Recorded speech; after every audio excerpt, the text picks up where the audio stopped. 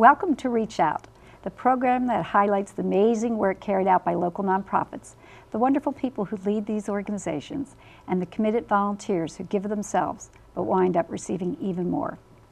I'm Bernadette Wagner, co-director of Volunteer Washington County, and my guest today is Becca Burford, Director of Development for Habitat for Humanity of Washington County. Habitat for Humanity is a nonprofit organization that seeks to provide safe, decent, and affordable housing for low-income families in need. Habitat works hand in hand with those willing to make their dream of ownership a reality. In today's show, Beck will tell us what the organization means when it says Habitat is a hand up, not a handout.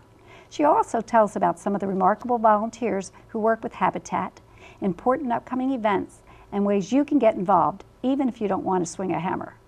Thank you, Becca, for joining me. Thank you for having me. Tell us just a little bit about what Habitat for Humanity does here in Washington County and how long you've been in business. Our affiliate has been in operation since 1994, and since that time we have helped put 41 families, 52 adults and 87 children into homes of their own. These are people who probably otherwise would not have ever been able to afford home ownership. They would have been renting. Some of them were actually homeless when they came to us. But the way we do this is we partner with the community, with volunteers, and with the family themselves to help build houses, and we've just started rehabbing houses, which is a great boon to everybody. And they help work on those houses, their own houses and houses of others, and that's how we can do it. We then sell those houses at no-profit mortgages to them, and that money goes back into a revolving fund so we can build for more families. And certainly housing is an important factor, but it goes beyond just that, because the research says that people who have stable, safe living conditions, their children thrive, do better in school, they tend to have better nutrition. Do you care to elaborate? Yep, this is all true. Their health care is actually better, because usually when they go into these new houses, the health care improves because they are in safer, cleaner environments. The children are not transient, so their grades improve because they're not moving from school to school and jumping around. They maintain friendships, mentors, family friends. You know, we all hear that it takes a community to raise a child, and this is true. And if we get them in stable communities, it just means everything for their future and for the future of our community. It strengthens the community, it does, too, to have homeowners. Yes. Tell me a little bit about the people that volunteer at Habitat. Oh, I my know that gosh. it's a diverse group of people, seniors, young kids. Tell me a little bit about Wonderful, them. wonderful people. They give of their time in so many different ways. We have people that help build houses. We have people that help raise funds. We have people that help us with the public relations, and the spectrum of ages is amazing. We have children as young as 10 who help raise funds, who can write articles for us and this sort of thing for our newsletters, and our director of finance, who's a volunteer, is well into his 70s. So, like I said, just a broad spectrum of ages, people from all walks of life. So that kind of addresses my next question. I was going to say, what can people do if they're not talented with a hammer and nail? Well, I'm one of those people. Hammer and nails. Yep, I am one of those people who is not talented with a hammer and nail, and I don't like to get dirty, so so I go beyond the hammer. Special events, that is one of our biggest things that we need help with. We have a number of special events throughout the year, our annual dinner auction.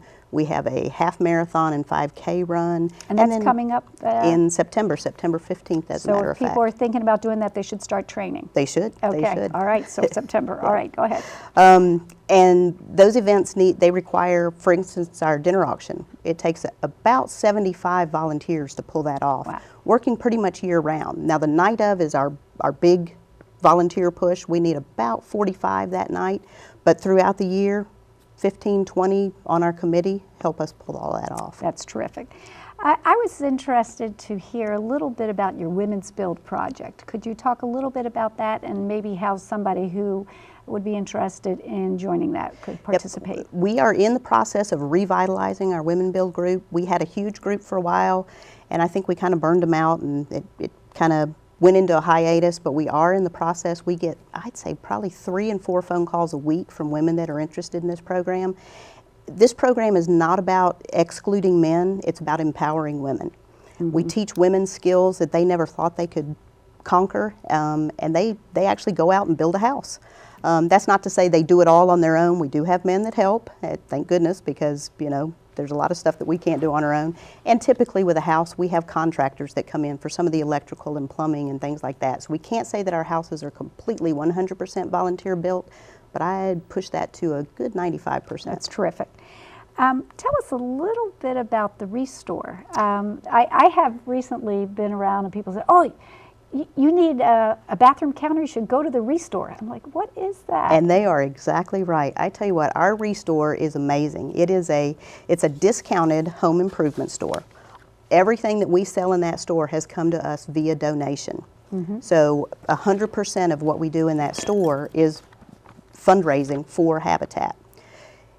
A lot of that goes to operations, which means that other fundraising that we do can go directly into our program costs, which is fantastic. Right. Restore is coming up now on their 4-year anniversary.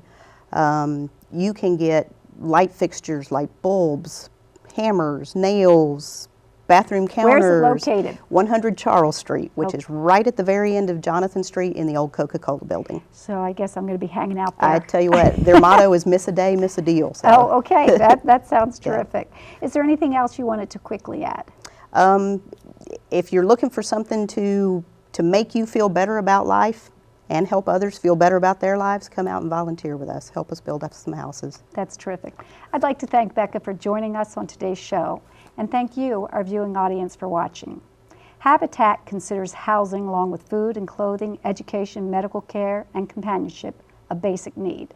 There is a strong correlation between nutrition, health, childhood education, and positive relationships and affordable housing.